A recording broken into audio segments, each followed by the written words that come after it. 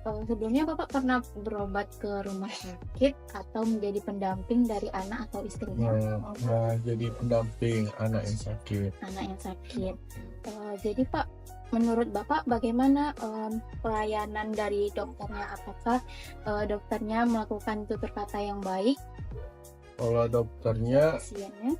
sebenarnya sih lebih cara dia sendiri gitu kan, cara formal. Tapi lebih nyaman kayak gitu sih, karena lebih dekat gitu. Jadi kita bebas mau nanya anak apa aja sama dia. Kalau misalnya dokter yang memiliki kabar buruk nih Bu, kayak misalnya Ibu sakit sesuatu, dokternya itu dapat menyampaikannya dengan baik nggak Bu? Atau Ibu merasa sedikit tidak nyaman dari cara dokternya menyampaikannya Bu? Ada disampaikan sama perawat kayak mitra medika, nah seperti itu.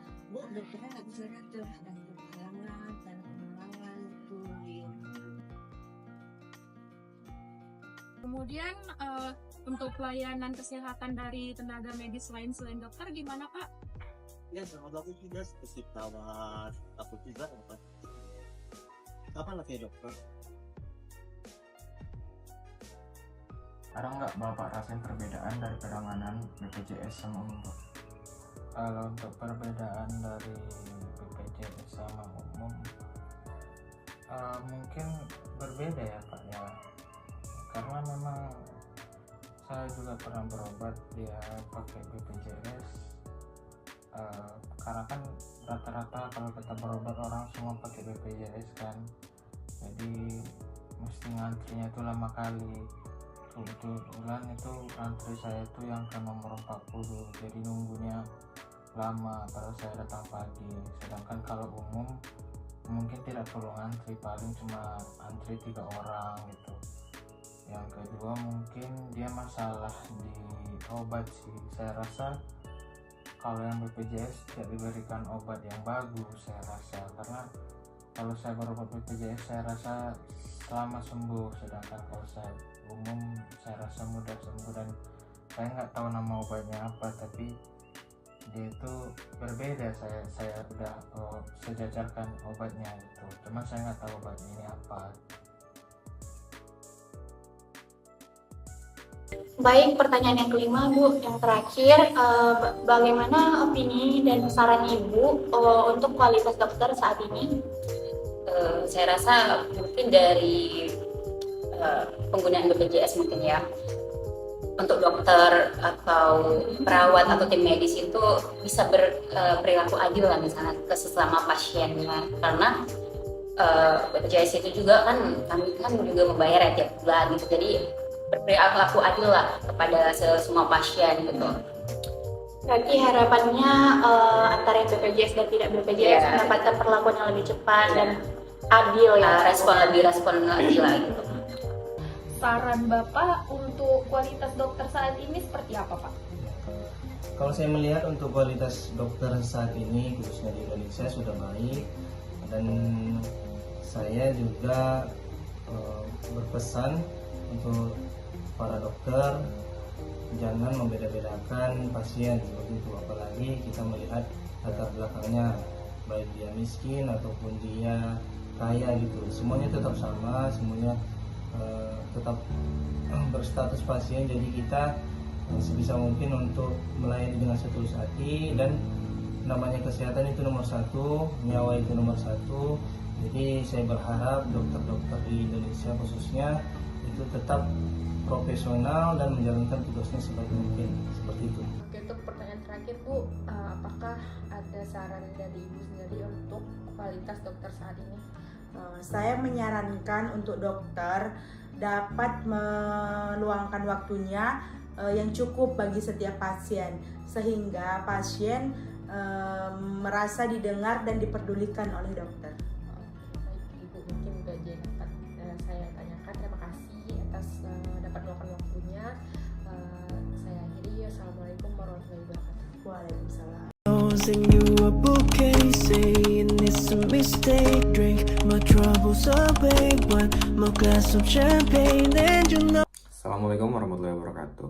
Perkenalkan, nama saya Lam Crowdline, dan saya di sini akan menjelaskan mengenai refleksi saya tentang tugas bioetik pada kali ini. Yang pertama yaitu hal yang menarik yang saya alami saat menyiapkan proyek ini yaitu adalah saya sadar akan beberapa hal, yaitu semakin banyak saya membaca untuk menyiapkan tugas ini, semakin banyak saya sadar bahwa semua ini sangat berkaitan dengan pelajaran bioetik. Semua yang saya pelajari di kelas itu sangat berkaitan dengan pertanyaan-pertanyaan yang telah kami buat, dari jawaban-jawaban yang telah diberikan kepada kami dari para pasien-pasien. Semuanya itu berkaitan dengan kaidah-kaidah bioetik. Nah, kemudian yang kedua yaitu kendala yang dialami, yaitu mungkin saja saat pemilihan tugas. Nah, kami bingung untuk memilih tugas apa yang harus kami kerjakan, mulai dari review film, review buku, ada aja kendala. Saat kami menemukan film apa yang mau kami review, ternyata udah banyak orang lain yang menggunakan film itu. Saat kami mau mereview buku, saat kami sudah mendapatkan judul, kami tidak dapat menemukan bukunya. Ada sangat banyak kendala. Kemudian dari kasus etik kami ini, ternyata masih banyak, dari interview kami, dari eksperimen sosial kami, ternyata masih banyak tenaga medis di Indonesia ini yang belum memenuhi kaidah-kaidah bioetik. Dari tenaga medis, khususnya dari para suster, masih banyak yang merespon kepada pasien yang tidak terlalu baik. Mungkin untuk dokter sudah banyak, daripada responden kami, para dokter sudah dapat memberikan pelayanan yang baik, tapi para responden kami memberikan informasi bahwa masih ada beberapa suster yang tidak dapat memberikan respon-respon baik dan pelayanan yang baik kepada mereka.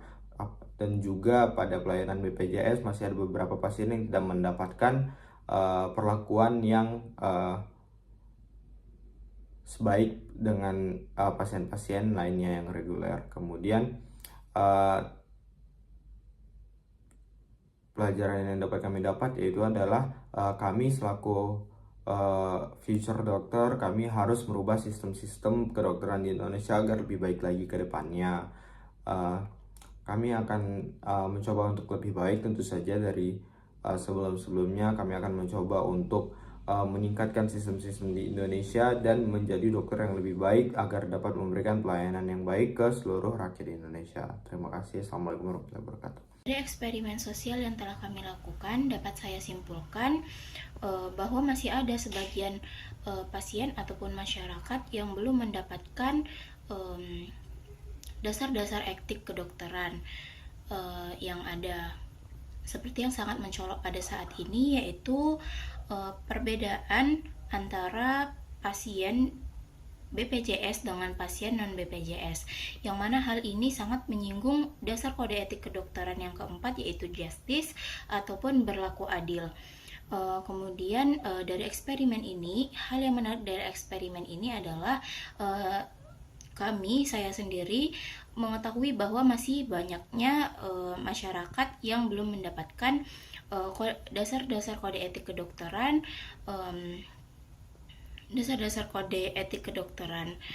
kemudian tetapi masih ada juga beberapa masyarakat yang telah kami wawancarai memberikan pendapat yang baik tentang sarana kesehatan maupun tenaga kesehatan yang sudah baik. Kemudian untuk kendala dari eksperimen kami ini adalah sulitnya memilih waktu karena kami adalah kelompok gabungan antara kami yang anak dua-dua dan juga kakak tingkat. Mungkin karena perbedaan angkatan, jadi kami sulit untuk menentukan waktu yang sama untuk berkumpul, sehingga kami membuat video ini masing-masing. Jadi pada sosial eksperimen yang saya lakukan, pihak yang saya wawancari memberikan pendapat tentang pasien BPJS dan umum, di mana pihak yang saya wawancari mengatakan pasien yang umum lebih diutamakan daripada pasien yang BPJS. Jadi saya mencoba menanyakan apakah ada saran atau kritik untuk tenaga medis ke depannya. Nah, pihak yang saya wawancara mengatakan untuk kedepannya itu Jangan dibeda-bedakan yang umum dan BPJS. Jangan dibuat yang BPJS nomor 2 sedangkan yang umum nomor 1. Lalu pihak yang saya wawancarai juga mengatakan untuk penyampaian kabar buruk karena seharusnya lebih komplit karena pihak yang saya wawancarai pernah berobat di suatu rumah sakit.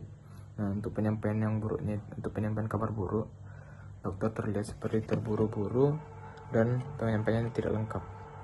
Jadi untuk tugas Bioetik and Humanities semester 4 ini kami memilih untuk melakukan kegiatan eksperimen sosial dengan memberikan beberapa pertanyaan terkait bioetik kedokteran kepada masyarakat sekitar.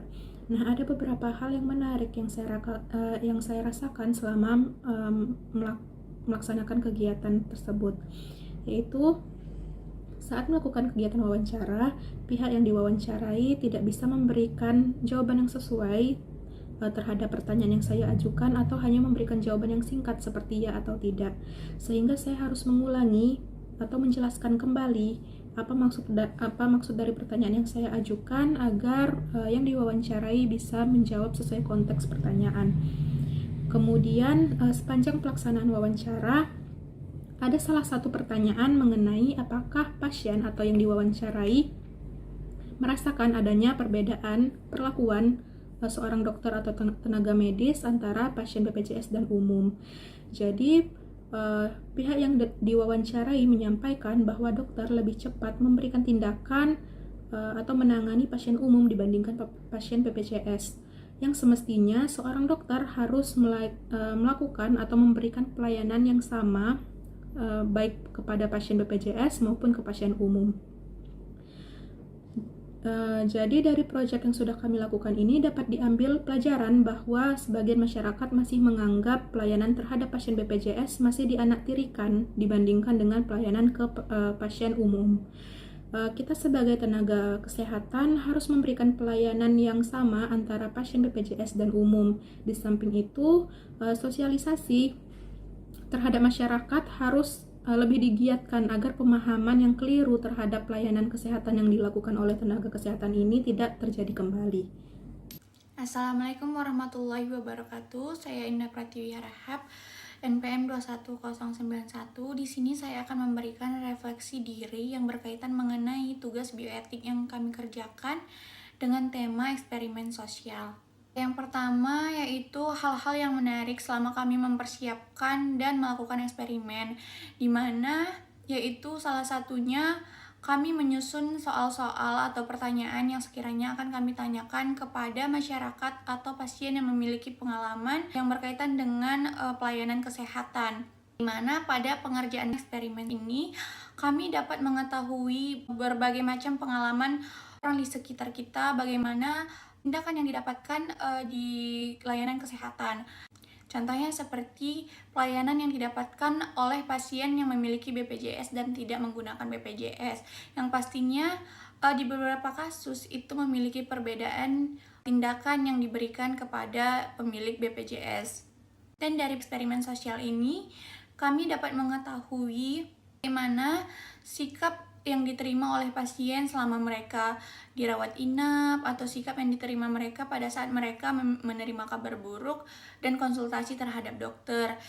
Selanjutnya mengenai kendala yang mungkin kami alami selama kami melakukan eksperimen sosial, yaitu untuk saya pribadi, saya menanyakan beberapa orang untuk ditanyakan, namun kesulitan untuk mendapatkan izin dan beberapa orang tidak ingin untuk direkam atau di video. Hanya itu saja, tidak ada kendala yang terlalu serius. Selanjutnya mengenai insight atau pelajaran yang mungkin kami dapatkan selama kami melakukan eksperimen sosial, yaitu mungkin yang pertama mengenai prinsip otonomi pasien, yang mana pastinya pasien ini memiliki hak untuk membuat keputusan mengenai perawatan yang akan dia terima. Lalu juga mengenai keadilan, yang mana semua pasien memiliki hak diperlakukan yang sama di layanan kesehatan, baik dia yang ber-BPJS atau tidak. Lalu saya juga mempelajari prinsip non-maleficent, di mana ini dia itu berhubungan bahwa para profesional kesehatan, contohnya seperti dokter, perawat, dan tenaga medis lainnya, untuk tidak menyebabkan kerusakan atau malpraktik terhadap pasien. Pada eksperimen sosial ini juga saya mempelajari bahwa harus ada keterbukaan antara dokter dan pasien. Kemudian mengenai sikap dan tindakan etik yang dilakukan selanjutnya, mungkin mengenai prinsip keadilan dapat ditingkatkan lebih baik di layanan kesehatan, di mana terdapat perbedaan yang signifikan terhadap reaksi atau respon yang diberikan terhadap pasien yang memiliki BPJS dan tidak menggunakan BPJS, yang mana seharusnya kedua pasien tersebut dapat ditanggapi dengan hak dan keadilan yang sama, tidak dibeda-bedakan antara satu sama lain, agar pasien mendapatkan tindakan yang tepat, cepat, dan dapat menyelamatkan pasien dari hal-hal yang tidak diharapkan. Mungkin itu saja refleksi yang dapat saya berikan. Assalamualaikum warahmatullahi wabarakatuh. Assalamualaikum warahmatullahi wabarakatuh. Saya Nurul Naza dengan NPM 2008260162. Di sini saya akan menyampaikan refleksi diri berdasarkan eksperimen sosial yang telah saya lakukan. Hal yang saya dapatkan ialah saya menyadari bahwa setiap pasien terlepas dari status jaminan kesehatannya berhak mendapatkan pelayanan yang setara. Kesetaraan dalam pelayanan bukan hanya tentang memberikan perawatan medis yang sama, tetapi juga tentang memberikan perhatian, empati, dan dukungan yang sama kepada semua pasien. Kedua ialah eksperimen ini menunjukkan bahwa komunikasi yang efektif dan transparan sangat penting bagi semua pasien. Saya belajar bahwa memberikan penjelasan yang jelas, mendengarkan dengan penuh perhatian, dan menjawab pertanyaan pasien dengan sabar dapat meningkatkan kepercayaan dan kenyamanan pasien. Dalam sisi bioetikanya, hal yang saya hormati ialah berdasarkan prinsip otonomi, di mana pasien harus diberikan informasi yang cukup dan jelas tentang eksperimen sosial yang akan dilakukan, serta mereka tuh berhak berpartisipasi atau menolak tanpanya adanya suatu tekanan. Dan informed consent harus dilakukan kepada setiap pasien sebelum eksperimen dimulai. Yang kedua ialah prinsip non-maleficent.